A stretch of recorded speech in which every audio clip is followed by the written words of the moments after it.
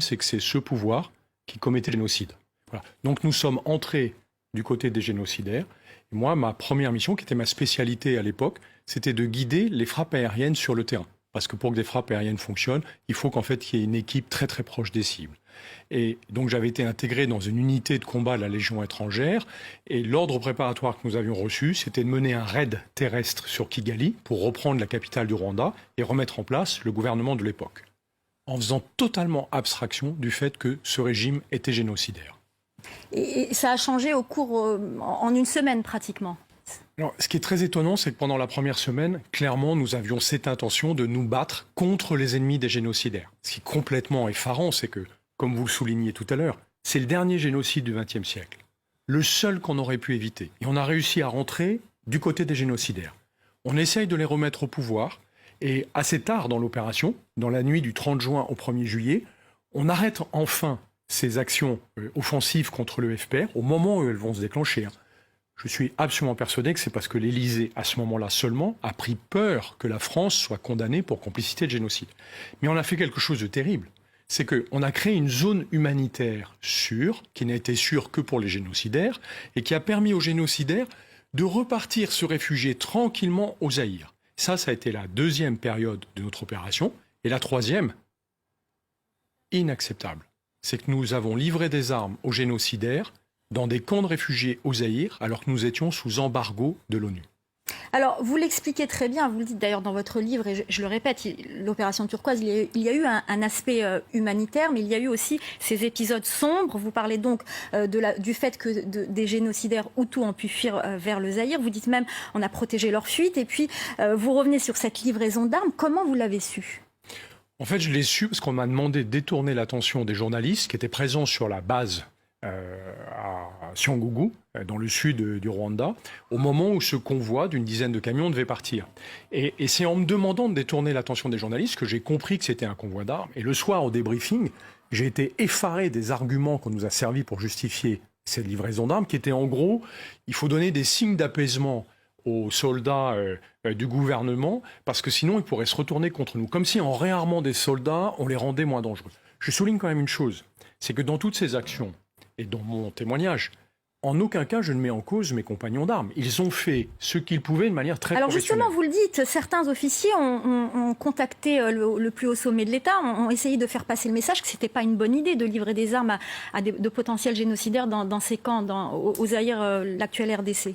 Quelle a été la réponse à ce moment-là ? J'ai des camarades plus courageux que moi qui ont refusé d'appliquer cette directive et se sont fait tacler par l'Élysée. C'est-à-dire que le sujet est remonté jusqu'à l'Élysée, parce que c'est l'Élysée qui décide en France de ces opérations. Nous étions en gouvernement de cohabitation, donc il y avait forcément une collision avec une partie du gouvernement de cohabitation. Et ces ordres ont été confirmés par l'Élysée, continuer à livrer des armes dans les camps de réfugiés en allant contre la plus évidente éthique des officiers français. Enfin, je veux dire, ce qu'on a fait est totalement inacceptable. Et ce qui est inouï, c'est que non seulement on l'a fait, mais en plus, ces décideurs politiques le cachent depuis un quart de siècle. Donc ils s'autorisent à le refaire et surtout, ils évitent d'avoir le moindre compte à rendre sur le sujet, puisque nous n'avons pas le droit d'accéder aux archives d'une opération qui, je le rappelle, a été présentée comme humanitaire. Dans votre livre, vous revenez également sur la tragique histoire de Bisesero. Bisesero est emblématique de l'intervention au Rwanda. Mes camarades des forces spéciales débarquent et sont en mission de reconnaissance.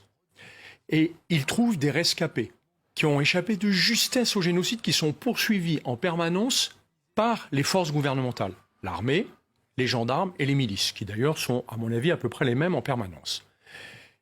Et on leur donne l'ordre de ne pas s'en occuper.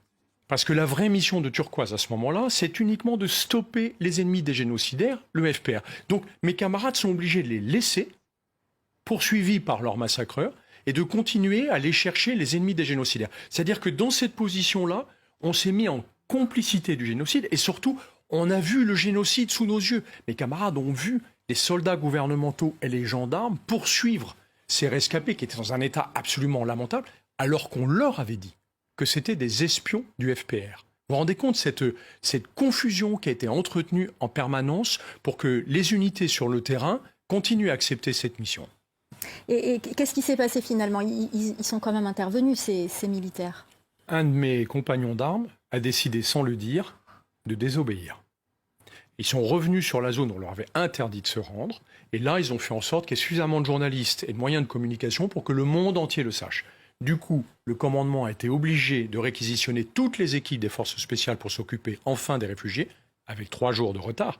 Mais ce qui est dramatique, c'est que l'unité de combat dans laquelle j'étais, qui aurait pu être mobilisée, puisqu'à ce moment-là, nous sommes à côté du PC des forces spéciales, nous sommes mobilisés dans la nuit du 30 juin au 1er juillet pour la mission principale, c'est-à-dire aller stopper le FPR. Et on nous envoie tendre une embuscade aux soldats du FPR et préparer des frappes aériennes, qui est mon job, parce que notre mission à ce moment-là, c'est de se battre contre les soldats du FPR qui, je le rappelle, sont juste les ennemis des génocidaires. C'est-à-dire qu'on se met dans cette situation, non pas de participer au génocide, aucune unité française n'a participé au génocide, mais on se met dans une situation qui ressemble étrangement à une complicité de génocide. Justement, pour vous, la France est-elle complice de génocide et quel est le degré de complicité ?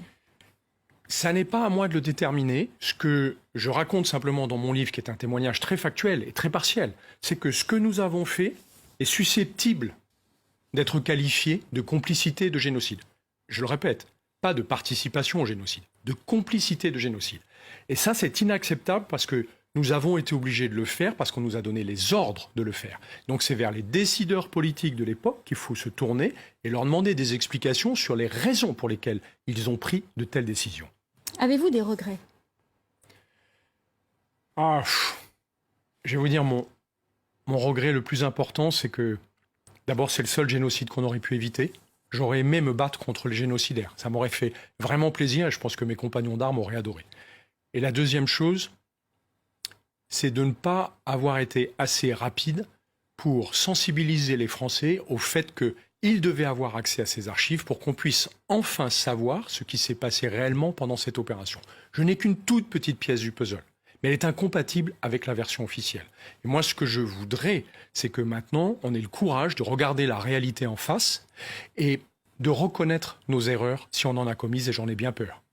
Quel serait votre message aux jeunes officiers français qui se retrouveraient aujourd'hui dans la même situation que vous il y a 24 ans ?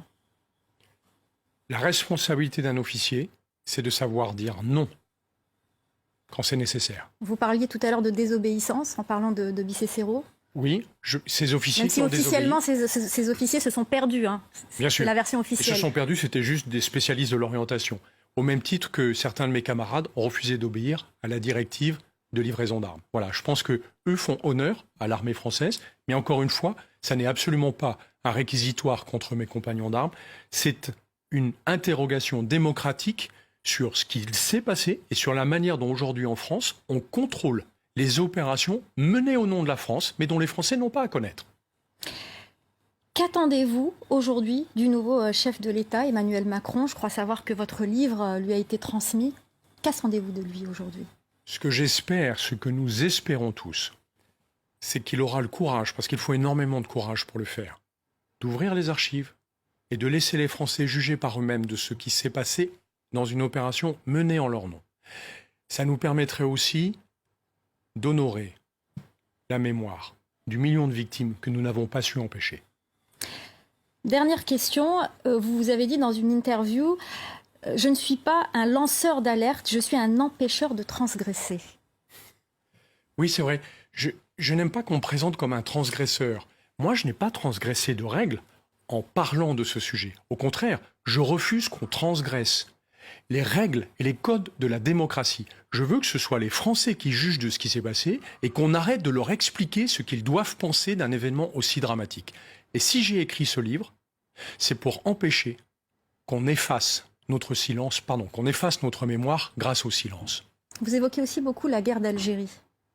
Il y a un lien évident avec la guerre d'Algérie.